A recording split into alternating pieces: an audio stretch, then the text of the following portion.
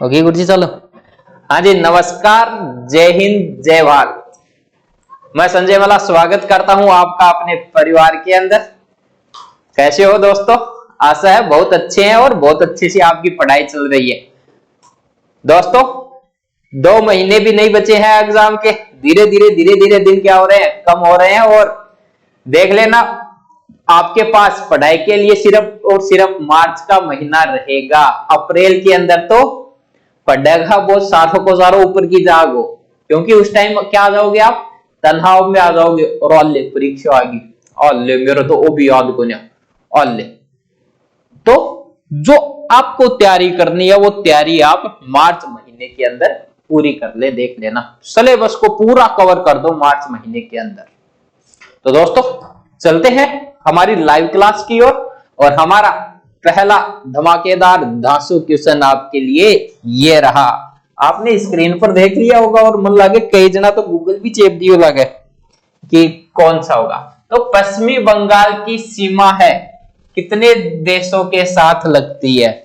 हमारा पश्चिमी बंगाल जो क्षेत्र है उसकी सीमा, भारत के पश्चिमी बंगाल की सीमा है वो विश्व के कितने देशों के साथ लगती है, कि किन किन देशों के साथ पश्चिमी बंगाल है वो सीमा बनाता है? 1 देश के साथ बनाएगा, 2 के साथ, 3 के साथ और 4 के साथ। जल्दी सी ऑप्शन है आपके सामने, बताओ जल्दी बताओ। जिसने भी बताया है 3 उसका क्या हो जाएगा, सही हो जाएगा दोस्तों। जिसने भी 3 बताया है उसका बिल्कुल सही हो जाएगा। जिसने भी 3 बताया है उसका बिल्कुल क्या हो जाएगा, सही हो जाएगा दोस्तों। पश्चिमी बंगाल है आपका, याद रखना। BBN किसके साथ बनाएगा? बांग्लादेश, भूटान और नेपाल रह जाएगा दोस्तों। इन 3 देशों के साथ आपकी सीमा कौन बनाता है? तो 3 देशों के साथ सीमा कौन बनाता है? आपका पश्चिमी बंगाल बनाता है। क्यों है ना धांसू क्वेश्चन? इस प्रकार के क्वेश्चन ही आएंगे, याद रख लेना कि 3 देशों के साथ। फिर पश्चिमी बंगाल याद रखना दोस्तों आपका स्थलीय सीमा भी बनाएगा आपकी, और आपकी जलीय सीमा भी बनाता है। तो पश्चिमी बंगाल स्थलीय सीमा भी बनाता है और जलीय सीमा भी बनाता है। एक आपका राज्य है गुजरात दोस्तों, गुजरात। ये गुजरात भी क्या करेगा, आपकी जलीय सीमा बनाएगा और स्थलीय सीमा बनाएगा। तो क्वेश्चन इस प्रकार से आ जाए तो थोड़ा सा ये भी ध्यान रख लेना, साथ साथ में लिखते जाया करो दोस्तों। क्योंकि ये जब क्लास ऑफ हो जाती है तो उसके बाद एक बार आप क्या कर दो, इनका रिवीजन कर दो। 5 मिनट लगेंगे जिससे आपके ये सारे के सारे क्वेश्चन वापिस से रिकवर हो जाएंगे। तो गुजरात और पश्चिमी बंगाल दोनों स्थलीय और जलीय सीमा बनाते हैं। और पश्चिमी बंगाल कितने देशों के साथ बनाएगा? 3 देशों के साथ, BBN, बांग्लादेश, भूटान और नेपाल। इन 3 देशों के साथ बनाएगा। चलें अगले क्वेश्चन की ओर। आओ मेरा लल्लन टोपो। ये रहा मेरे प्यारे बच्चों आपके लिए क्वेश्चन। गांधी जी, अरे क्यों हो यहाँ, गांधी जी गड़बड़ क्या कर लगो। गांधी जी विदेशी वस्तुओं के बहिष्कार के आंदोलन का प्रमुख उद्देश्य क्या था? कि गांधी जी ने हमेशा कहा था स्वदेशी अपनाओ और विदेशियों का क्या करो, बहिष्कार करो। खादी के ऊपर जोर किसने दिया था? गांधी जी ने, कि भारत का जो मार्केट है उस मार्केट में ये जो विदेशी कंपनियां हैं इनको भगाओ, लात मार मार के, डुक्का मार मार के, सालन पकड़ पकड़ी फंको अनबार है। अपने भारत के अंदर हमारे स्वदेशी यानी हमारे जो छोटे उद्योग वाले लोग हैं, छोटे लोग हैं, उनके द्वारा जो उद्योग स्थापित है उनको बढ़ावा दो। विदेशी चीजें मत खरीदो, हमारे देश में निर्मित चीजें आप खरीदो। तो इनके बढ़ावे के पीछे इनका प्रमुख उद्देश्य क्या था? इस बार ये क्वेश्चन आया था। और इस प्रकार के क्वेश्चन आपके मेरिट बनाते हैं दोस्तों। क्या बनाते हैं? जो मेरिट बनती है वो इसी प्रकार के क्वेश्चनों के आधार पर बनती है। क्योंकि आपको पता है 50 आपके टोटल क्वेश्चन आते हैं तो उनमें से 4-5 क्वेश्चन इस प्रकार आते हैं कि math, science, reasoning, GK 4-5 question इतने डिफिकल्ट आते हैं, उनके अंदर यदि आप स्कोर कर रहे हो तो बाकी लोगों से बहुत आगे चले जाते हो। तो गांधी जी विदेशी वस्तुओं के बहिष्कार के आंदोलन का प्रमुख उद्देश्य पूर्ण स्वतंत्रता, ब्रिटिश विरोधी भावना, कल्याण राज्य को प्रोत्साहन देना और कुटीर उद्योगों को प्रोत्साहन देना। आपके सामने चारों ऑप्शन है, आप बता दो। मैंने जब पहली बार बताया है आपको, जब बोलकर गया हूं शुरू में, तब मैंने इसका आंसर बता भी दिया आपको। तो इसका राइट आंसर क्या होगा? कुटीर उद्योग। मैंने कहा था ना, भारत के अंदर जो उद्योगपति है, भारत का मेड इन इंडिया वाले हैं, कुटीर उद्योग वाले, छोटे उद्योग वाले, उनको आप क्या दो? बढ़ावा दो। यही इनका प्रमुख उद्देश्य था कि विदेशी का बहिष्कार और स्वदेशी अपनाओ। रह जाएगा याद?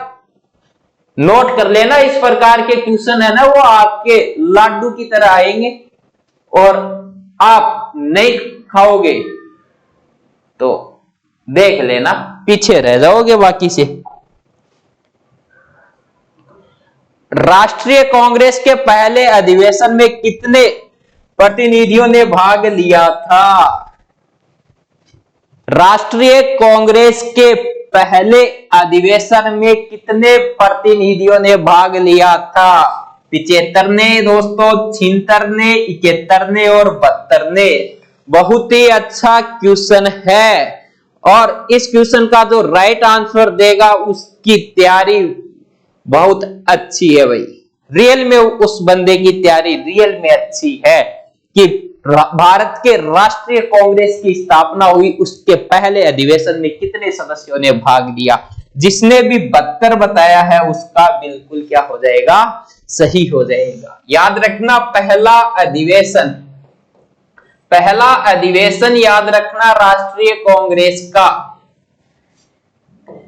कब बुलाया गया था? 1885 के अंदर दोस्तों, 1885 के अंदर पहला अधिवेशन किस स्थान पर बुलाया गया? नोट कर लेना, क्वेश्चन पूछ लिया गया है, आगे भी बार बार पूछा जाएगा।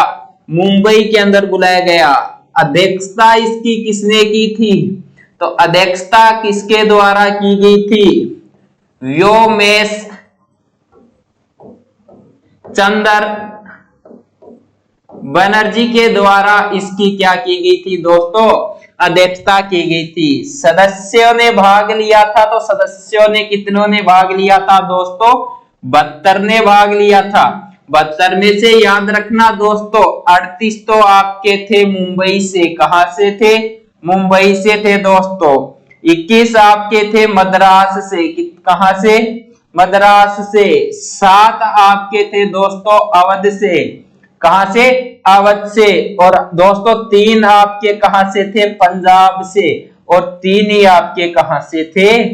उत्तर प्रदेश से। ये आपके 72 सदस्य थे जिन्होंने इसके अंदर भाग लिया था। याद रखना, 38 मुंबई से, 21 मद्रास से, 7 अवध से, 3 पंजाब से और 3 कहां से थे दोस्तों? यूपी से। वो तो गया ना 72, 38, 20, 48, 58, 59 और 59 7, 59 7 कितना हुई गुरुजी?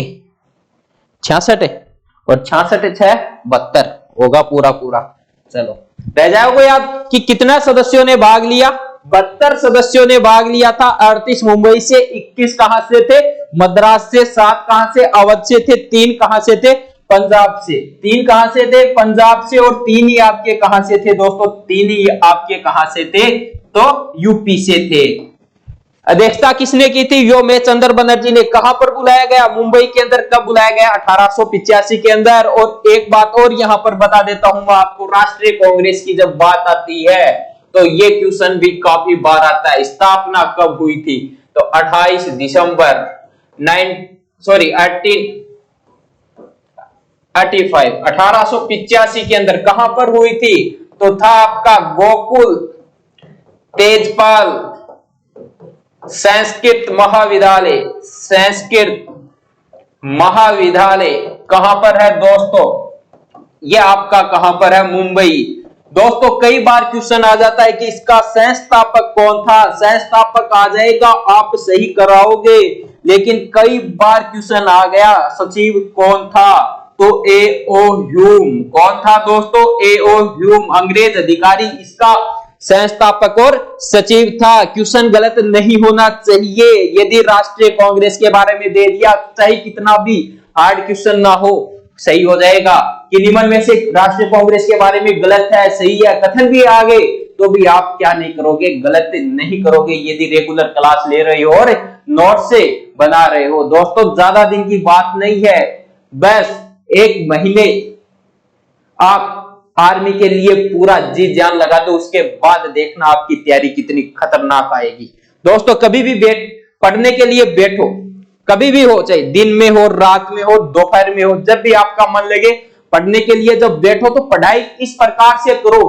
कि मैं ये चैप्टर अंतिम बार पढ़ रहा हूं और इसके पढ़ने के बाद मेरी कल क्या है, एग्जाम है। यदि आप इस प्रकार से पढ़ोगे तो आपकी तैयारी है दोस्तों वो एक अलग लेवल पर होगी। कहां पर होगी? एक अलग लेवल पर होगी, क्योंकि वो कहते हैं ना कि कोशिश तो सभी करते हैं, लेकिन किसी चीज को पाने के लिए क्या होना चाहिए? जुनून होना चाहिए। जुनून, आदमी को जिद्दी होना चाहिए। और याद रखना, पागलपन और जिद्दी लोग है इस दुनिया के अंदर परसेंटेज में नहीं मिलते, नंबर में मिलते हैं। क्या? किसमें?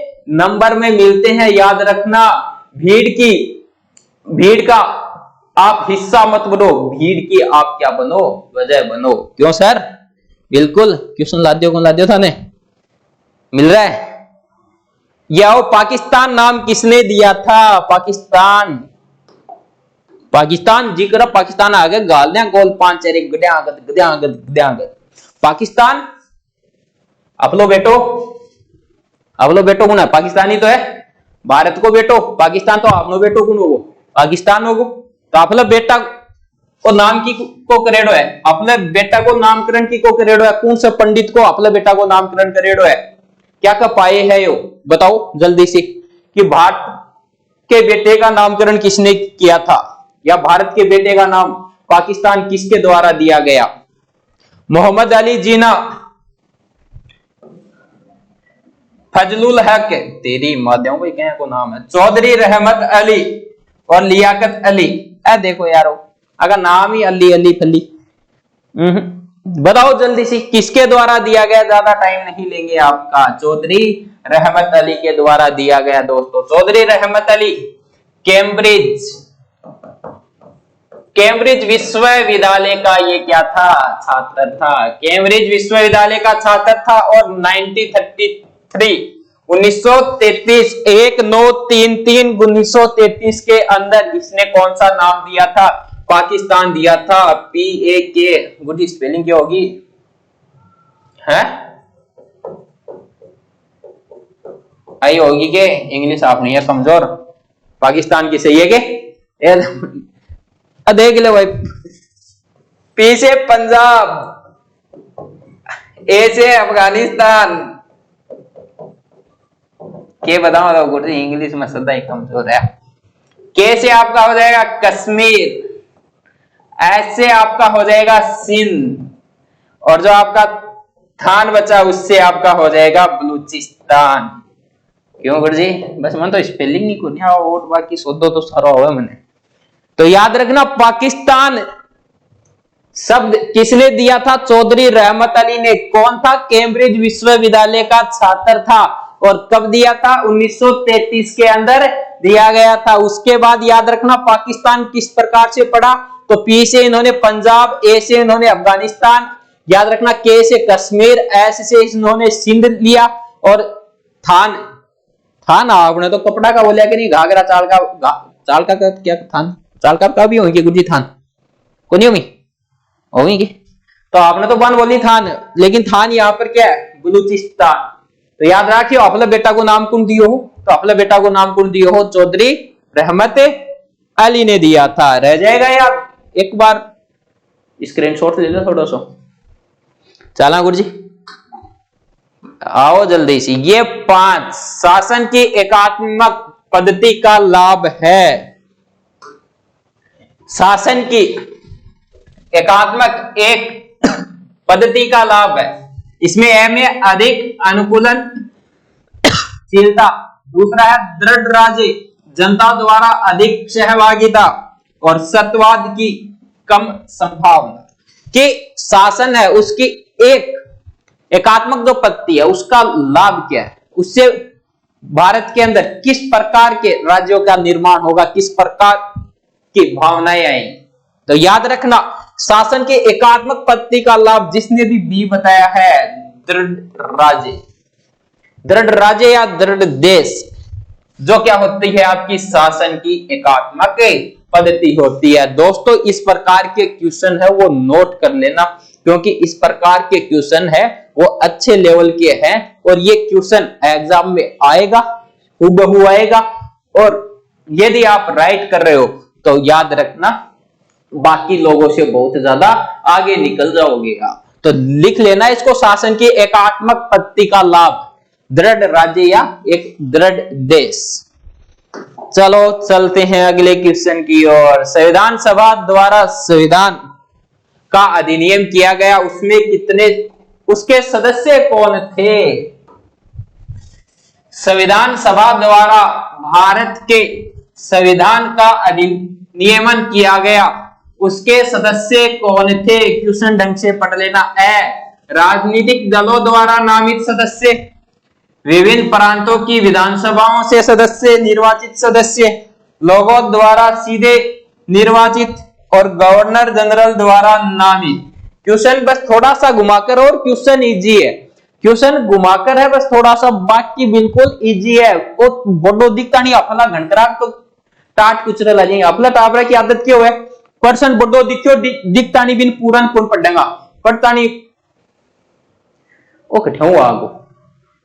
अरे जितनो बड़ो क्वेश्चन होगो बितनो ही इजी होगो, बस थोड़ो सो दिमाग लगा के पढ़ लियो। दिमाग चाहे कया कया के तो आ दिक्कत रहे, इतना बड़ा न पढ़ी, इन गवर्नर जनरल द्वारा नामित न पढ़ी जना ये बूझे एक पर्सन में पूछोगे तो शारीरिक और मानसिक तौर से आप एक साथ रहा करो एक की भाई, नहीं तो उबलो पर्सन के पूछो है उत्तर पढ़ेगा तो रोड़ी हो जाएगी। तो याद रखना इस क्वेश्चन का जिसने भी आंसर दिया विभिन्न प्रांतों की विधानसभाओं द्वारा निर्वाचित सदस्य, वो इसका बिल्कुल क्या हो जाएगा, सही आंसर हो जाएगा। देखो भारतीय संविधान का निर्माण कैबिनेट मिशन और कितने सदस्य आने थे? 389 सदस्य आने थे। 389 को किस प्रकार से डिवाइड किया गया था? जो आपके ब्रिटिश प्रांत के थे, ब्रिटिश प्रांत से थे आपके 292, ठीक है। उसके बाद आपके चीफ कमिश्नरी राज्यों से थे, राज्यों से वो आपके कितने थे? 4 थे। उसके बाद आपकी देशी रियासतों से आपके कितने थे? तो 93 थे। कितने थे? तो 389 सदस्य आने थे, कहां से? विभिन्न प्रांतों की विधानसभाओं द्वारा निर्वाचित होकर ये आने थे। और कितने आने थे? 389। किस प्रकार से? ब्रिटिश प्रांतों से 292, चीफ कमिश्नरी से 4 और देशी रियासतों से कितने आने थे दोस्तों? तो कितने आने थे आपके? 93 आने थे।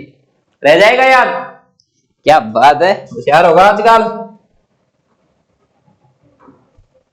निम्न में से सही जोड़ा कौन सा है?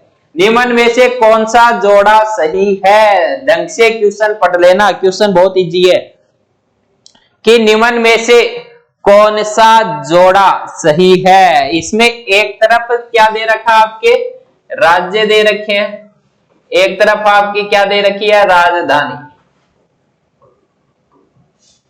एक तरफ राज्य दे रखे हैं और एक तरफ आपके राजधानी दे रखी है। दोस्तों याद रखना कई बार तो क्या होता है, इतने इजी क्वेश्चन आ जाते हैं और एग्जाम देने के लिए जब हम बैठते हैं तो होता क्या है कि कई बार क्या है कि जीव का आंटी लाग जाए अपने, और जीव का आंटी लाग जा पाए कि लागे की परीक्षा 1 घंटा बने तो बाद आंटी है ना बात खुल ही होने, मतलब राजधानी को नहीं याद आवे। कई बार प्रेशर इतना होता है या जीव का आंटी इतनी लाग जाए और एग्जाम हॉल का बाहर आता नहीं, याद आ जाएगी। तो क्वेश्चन इजी है, लेकिन हमें इजी और हार्ड दोनों का क्या करना है? साथ में तैयारी करनी है। तो राज्य असम, क्या असम की राजधानी ईटानगर है कि गुरु जी? अरुणाचल प्रदेश की क्या रायपुर है? त्रिपुरा की क्या अगरतला है? नागालैंड की क्या शिलोंग है? बताओ जल्दी सी। तो याद रखना, सही पूछा गलत कौन सा? तो याद रखना कौन सा? त्रिपुरा सही होगा। त्रिपुरा की राजधानी कौन सी है? अगरतला है। असम की बात करें हम, असम, असम की कौन सी है? दिसपुर, लिख लो, असम की दिसपुर। बाद में था रही है अरुणाचल प्रदेश, अरुणाचल प्रदेश की कौन सी है? ईटानगर। नागालैंड की बात करें, नागालैंड की बात करें तो नागालैंड की कौन सी है? कोहिमा।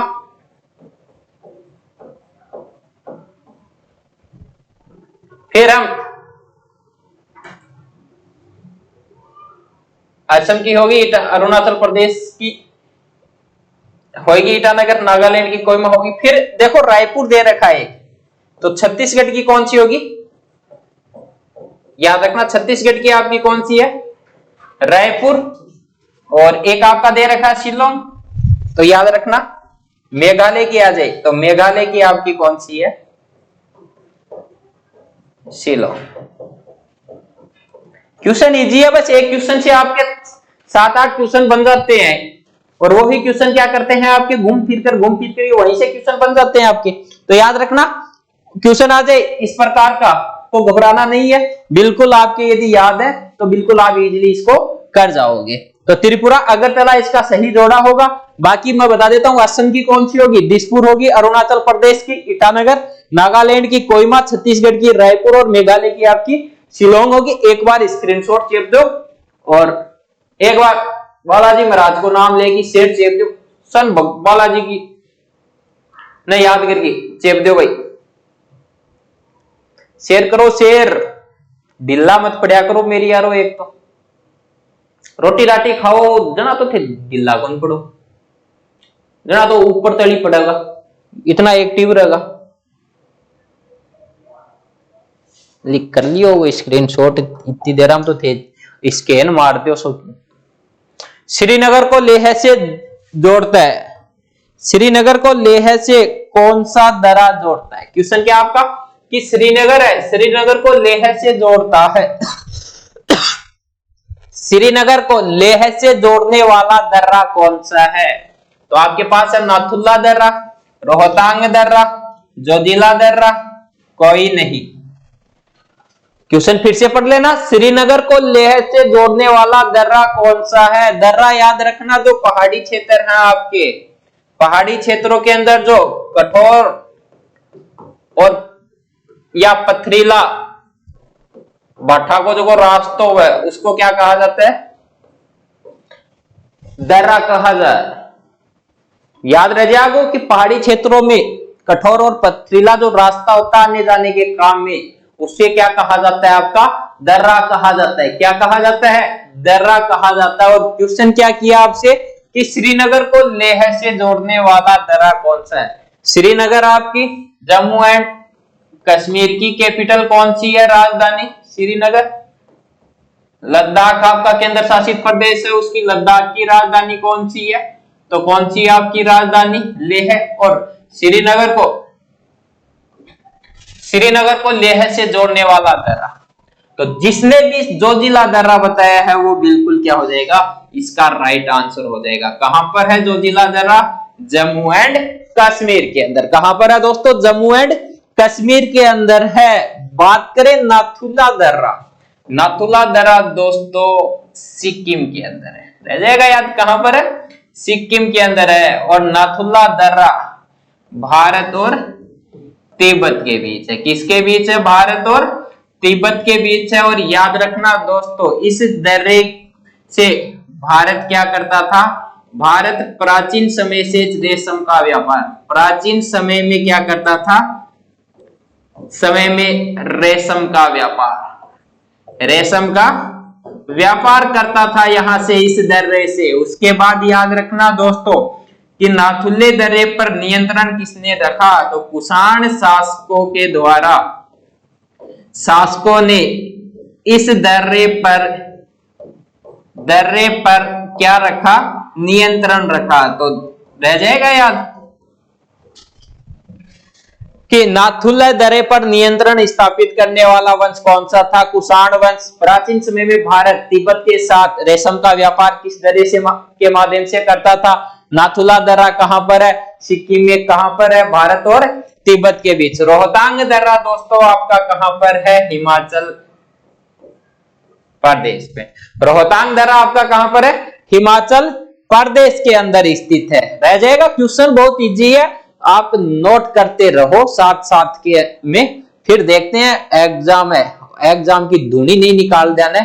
तो आपा भी राजस्थान आ नहीं यार, टेंशन फ्री रहो। आपा तो एग्जाम की धुनी निकालने के लिए पैदा होया, याद रखो जी साहब।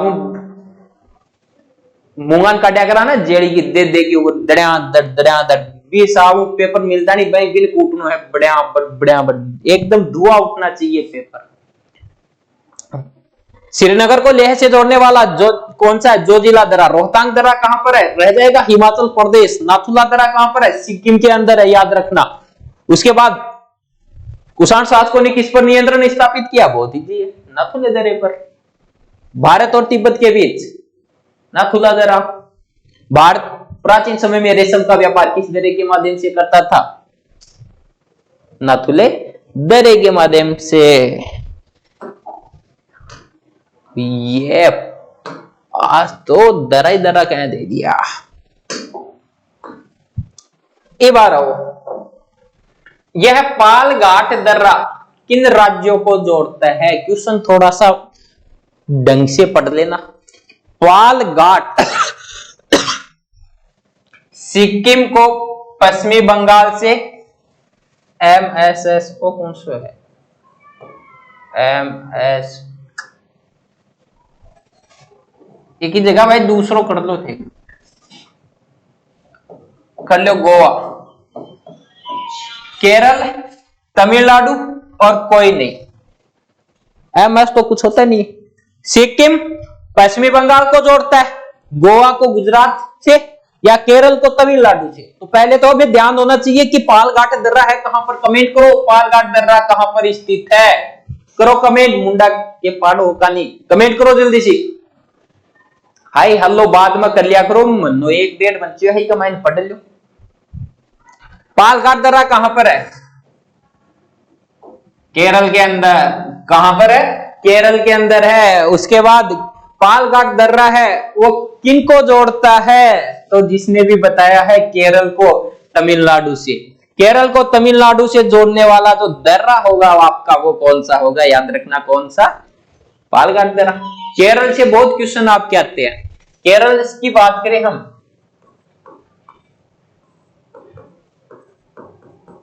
राजधानी इसकी कौन सी है? तिरुवनंतपुरम। भाषा काफी बार आती है, भाषा कौन सी है? मलयालम।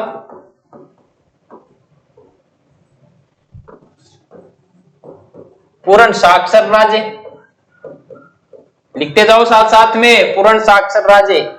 फिर याद रखना केरल सर्वाधिक लिंगानुपात, चाहे बात हो पुरुष की चाहे बात हो महिला की। भारत में सर्वाधिक लिंगानुपात कहां पर है? कहां पर है? केरल के अंदर। मसालों का बगीचा,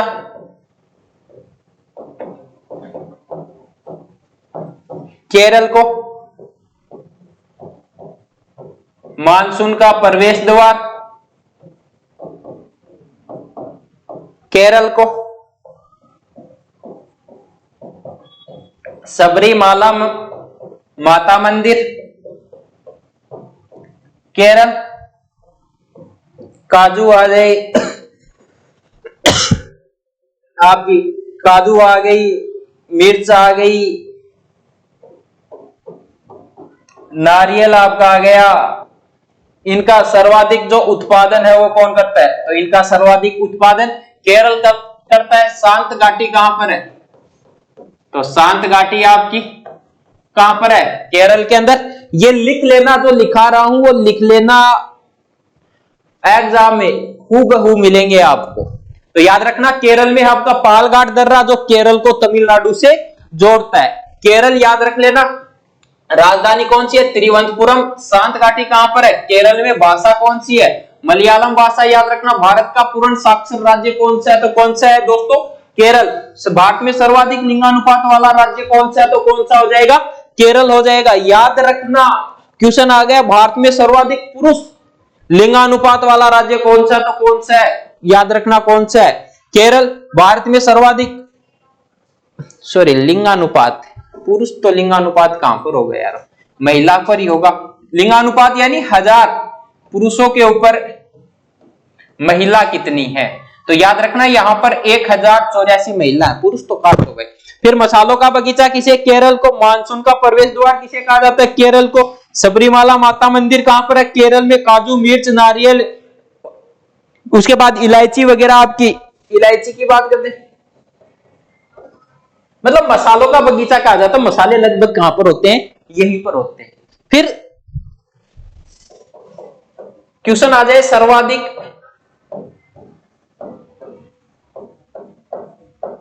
पुरुष साक्षरता कहां पर है? तो वो भी आपकी केरल के अंदर। क्वेश्चन आ जाए, सर्वाधिक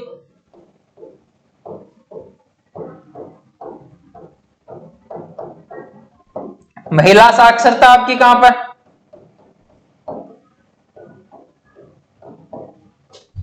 केरल के अंदर। क्यों? मजा आ रहा है ना? जिस प्रकार हम हर क्वेश्चन की धज्जियां उड़ा रहे हैं, उसी प्रकार आपको एग्जाम में भी उड़ानी है दोस्तों। हार कर मत बैठना। वो कहते हैं ना, रख हौसला वो मंजर भी आएगा, प्यासे के पास चलकर समंदर भी आएगा, थक कर ना बैठे मंजिल के मुसाफिर, तुझे मंजिल भी मिलेगी और मंजिल मिलने का मजा भी आएगा। क्यों मजा आ जाएगी?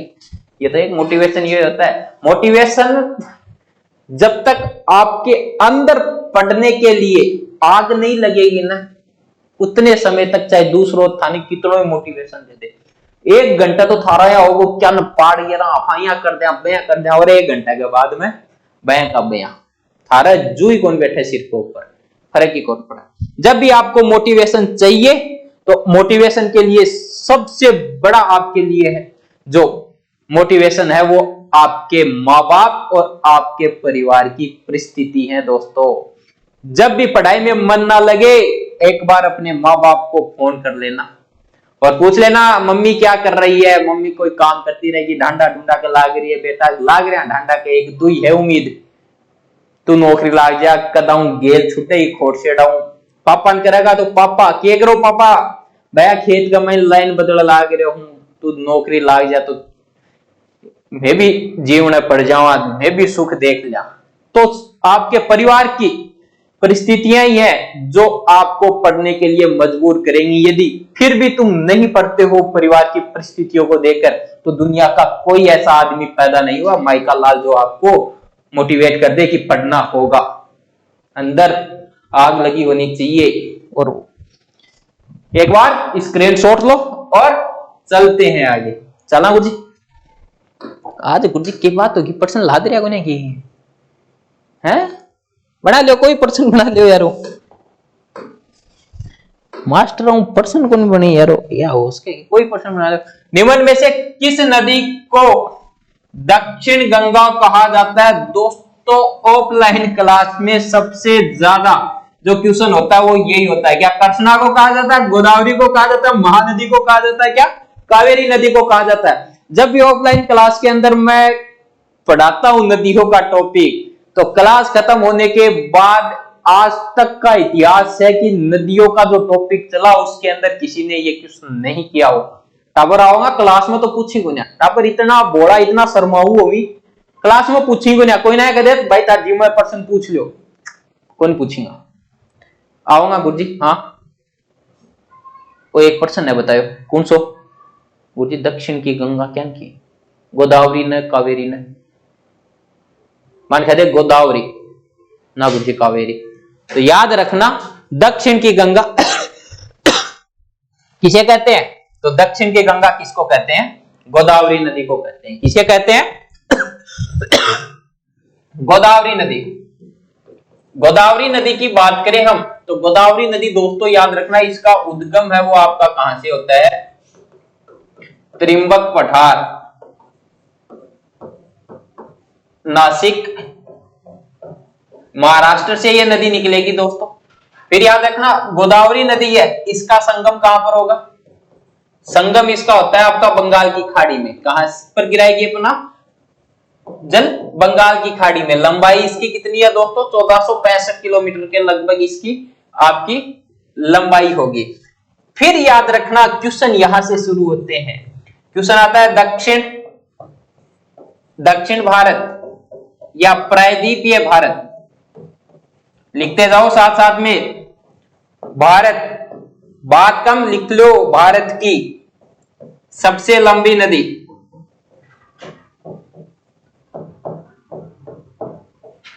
फिर भारत की सबसे प्राचीन नदी, प्राचीन नदी। क्वेश्चन आता है भारत की बूढ़ी गंगा, वृद्ध गंगा या प्रायद्वीपीय भारत की गंगा। किस नदी को कहा जाता है? तो किस नदी को कहा जाता है? गोदावरी नदी को। फिर याद रखना गोदावरी नदी है, इसकी सहायक नदी वर्धा, प्राणवती, वेनगंगा, पेनगंगा, सवेरी। ये इसकी क्या है? सहायक नदियां। और इस नदी के ऊपर बांध, तो बांध तो कल परसों मैंने बताया था आपको, निजाम सागर बांध। निजाम सागर बांध कहां पर? आंध्र प्रदेश के अंदर। ये आपकी क्या हो गई? गोदावरी नदी हो गई। एक बार नोट करो इस चीजों को, गोदावरी नदी कि दक्षिण गंगा किसे कहा जाता है? गोदावरी। याद रखना गोदावरी नदी निकलती कहां से है? त्रिंबक पठार, नासिक से। कई बार क्वेश्चन आ जाता है नासिक शहर किस पर है? तो नासिक शहर किस नदी पर है? नासिक शहर किस नदी पर है? याद रखना गोदावरी नदी के ऊपर है। संगम कहां पर हो? बंगाल की खाड़ी। लंबाई 1465 किलोमीटर। दक्षिण या प्रायद्वीपीय भारत की सबसे लंबी नदी कौन सी है? गोदावरी। भारत की सबसे प्राचीन नदी गोदावरी। भारत की बूढ़ी गंगा, वृद्ध गंगा या प्रायद्वीपीय भारत की गंगा किसे कहा जाता है? तो किसे कहा जाता है? गंगा नदी को। सहायक नदियां वर्धा, प्राणवती, वेनगंगा, पेनगंगा और सवेरी। बांध कौन सा? तो याद रखना निजाम सागर बांध किस नदी पर है? गोदावरी नदी पर है। क्यों दोस्तों? बस आप मेरे साथ जुड़े रहें, मैटर हमारा ओवरऑल रहेगा, लेकिन आपको साथ साथ में पढ़ाई करनी होगी। Question same to same exit मिलेंगे, टेंशन फ्री। और गणित पानी क्वेश्चन देखो अपने, फिर पानी पी लूं मैं, ध्यान थे। देखो पढ़ो।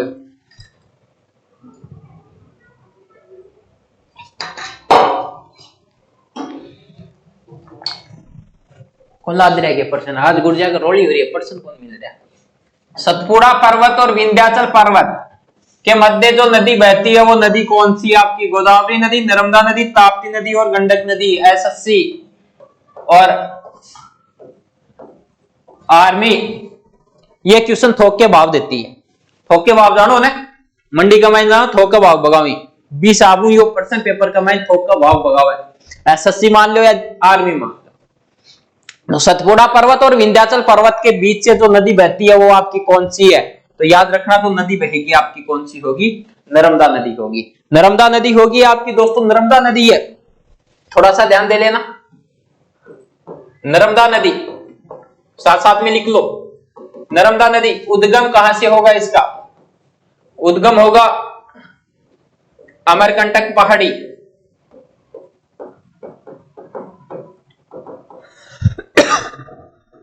संगम खंबात की खाड़ी, खंबात की खाड़ी। फिर याद रखना पूरब से पश्चिम, पूरब से पश्चिम बहने वाली भारत की सबसे लंबी नदी। फिर याद रखना दोस्तों, यह नदी डेल्टा नहीं बनाती।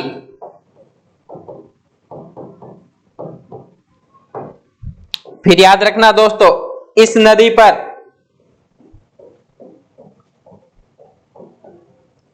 भेड़ाघाट या बोलते हैं धुआंधार, धुआंधार जलप्रपात झरना कहां पर है? जबलपुर। बात मत करो, पढ़ लो, जबलपुर, जबलपुर में है। तो भेड़ाघाट या धुआंधार जलप्रपात किस पर है? नर्मदा नदी पर। फिर नर्मदा नदी की बात करें तो नर्मदा नदी पर आपकी स्टैच्यू ऑफ यूनिटी है। सरदार पटेल, काफी बार बता दिया आपको, विश्व की सबसे ऊंची मूर्ति कौन सी? Statue of unity. वास्तुकार, एक बार रिपीट कर लो जल्दी सी, वास्तुकार इसका राम सुतार। हाइट, ऊंचाई इसकी कितनी है? 182 या 597 फीट। ये आपकी क्या है? मीटर। फिर याद रखना सरदार सरोवर इसके ऊपर क्या है? बांध। कहां पर है आपका? गुजरात। कितने राज्य हैं इसके अंदर? 4 आपके क्या है राज्य? 4 में आपका अपना पहला राजस्थान, एमपी, महाराष्ट्र और आपका कौन सा हो जाएगा? गुजरात। कुछ नहीं है दोस्तों, एक बार बस पढ़ाई के अंदर मन लगाकर पढ़ लो एक बार, उसके बाद आपको देखना पढ़ाई में जब इंटरेस्ट आने लगेगा तो इससे अच्छी चीज कोई दुनिया में है ही नहीं। ये नोट करो एक बार सारी चीज।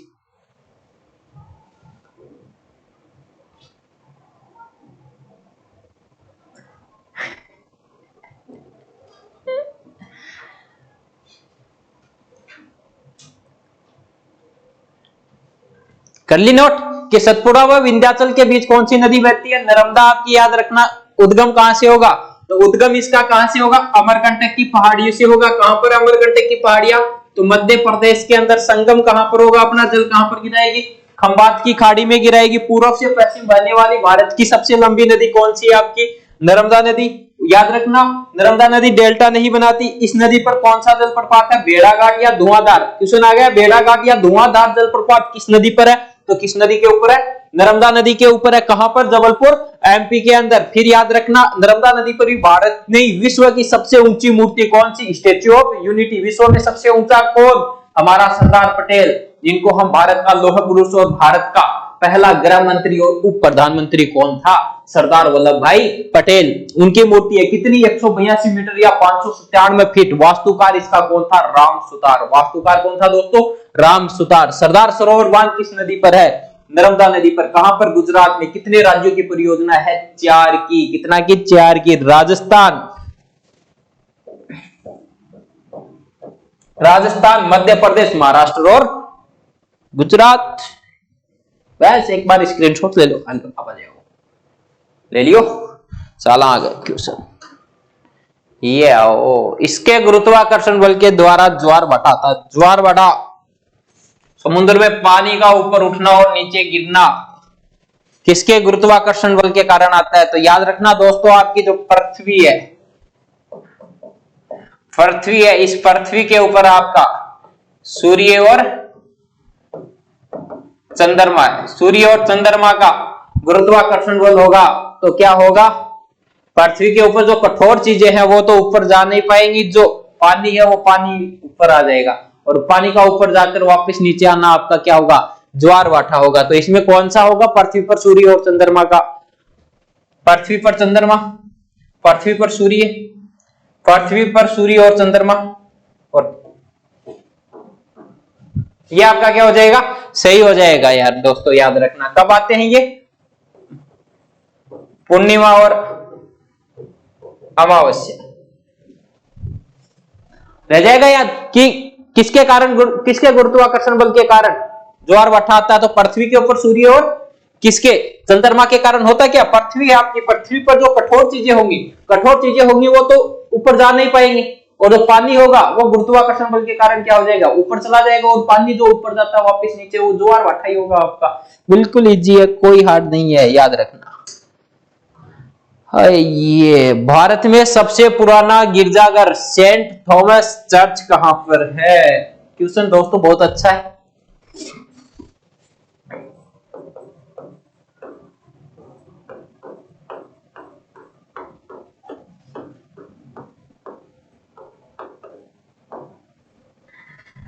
एसएससी, दिल्ली पुलिस, आर्मी, तीनों के अंदर क्वेश्चन पूछ लिया, वापस रिपीट होगा ये क्वेश्चन।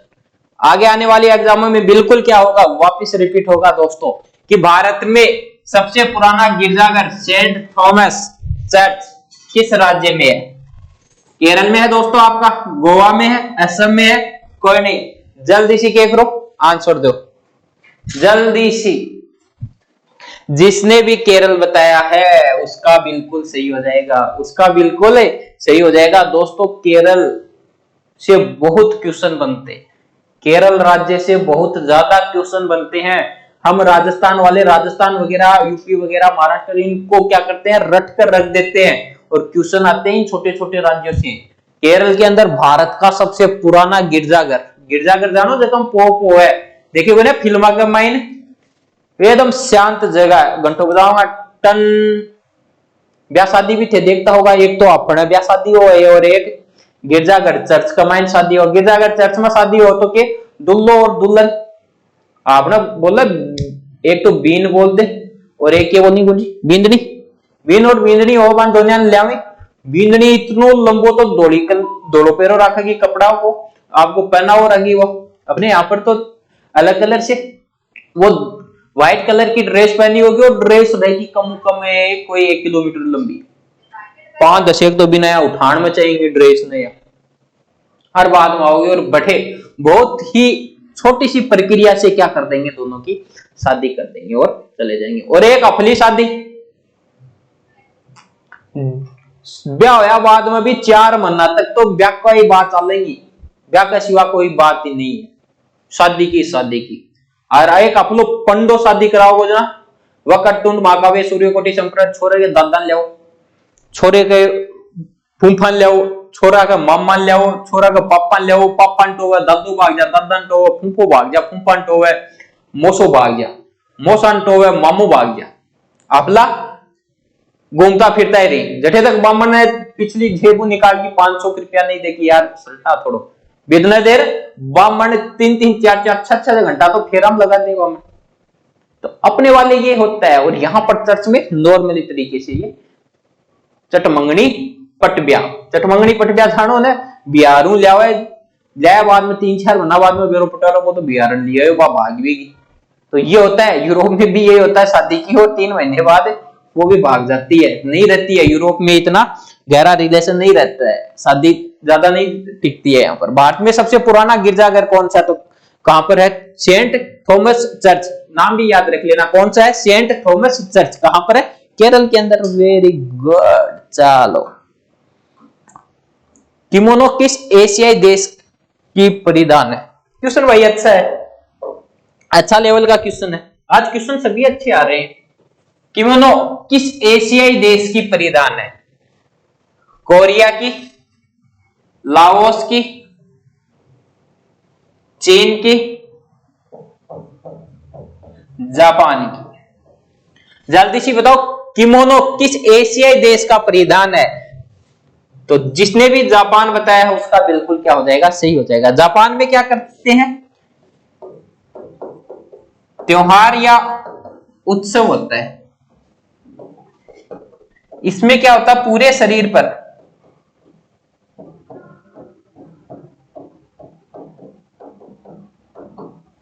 जो वस्त्र पूरे शरीर पर पहना जाता है वो आपका क्या कहलाता है, तो वो आपका क्या कहलाता है, किमोनो कहलाता है। वो आपका क्या कहलाता है, किमोनो कहलाता है। जना आपने ब्याह शादी हो गए, उत्सव हो गए, या आपने त्योहार में जना आप ओलियाना ही है, ओलियाओं की जना आपा क्या करेंगा, एकदम नया टन कपड़ा लाऊंगा, गवा लाऊंगा कौन लाऊंगा, क्योंकि आपला घर का दिवाली ब्याह शादी को हो गए या कोई त्योहार हो जना, एक दो दिवाली वो भी के 5-10 दिन लड्डी गाल नहीं पड़े नए गबा के लिए, आपला सोरा सांस तो लावी को ना, 5-10 दिन रोटी छोड़नी पड़े, रोटी छोड़ा भी झपट झुपट पड़ जाए, रोटी राटी चल रही गुनिया, 5-10 दिन लड्डी गाल नहीं पड़े, भयंकर जना कोई एक ड्रेस दिवा की लाऊंगा। और आजकल तो जो भी ड्रेस ज्यादा दिवाला का, पहले जो होता 4-5 भाई होता, तो 4-5 भाई हम देखो छोटो है, ओ भूल जाओ बेचारो जिंदगी कमाई की नई ड्रेस भी पहनना के लिए मिलेगी।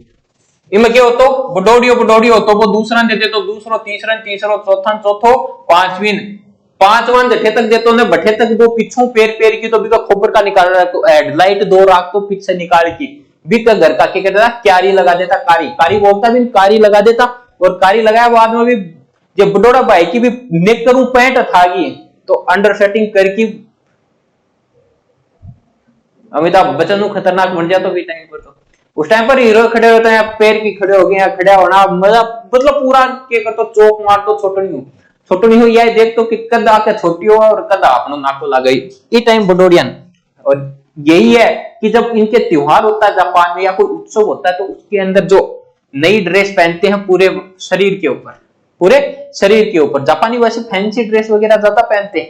पहनावा संस्कृति की बात करें तो हमारा कल्चर है ना, हमारा कल्चर भारत के कल्चर जैसा कल्चर इस विश्व के अंदर आपको कहीं पर देखने के लिए नहीं मिलेगा। विदेशी क्या कर रहे हैं, हमारी संस्कृति, हमारा कल्चर, हमारा समाज में जो व्यवस्थाएं चलती हैं, जो हमारे परिवार के अंदर जो नियम कायदे हैं, हमारे परिवार के जो उत्सव हैं, त्योहार हैं, हर एक चीज को वो लोग अपना रहे हैं, ड्रेस को, हर एक चीज को, हमारी पूरी संस्कृति को वो अपना रहे हैं, और अपन विदेशी संस्कृतियों को अपना रहे हैं। ये तो है समय का चक्कर, तो रह जाएगा ये। आओ आगे, ये रहा क्वेश्चन, भारत की पहली बोलती फिल्म, भारत की पहली बोलती फिल्म जिसके अंदर आवाज थी। और क्वेश्चन आता है भाई ये बार आर्मी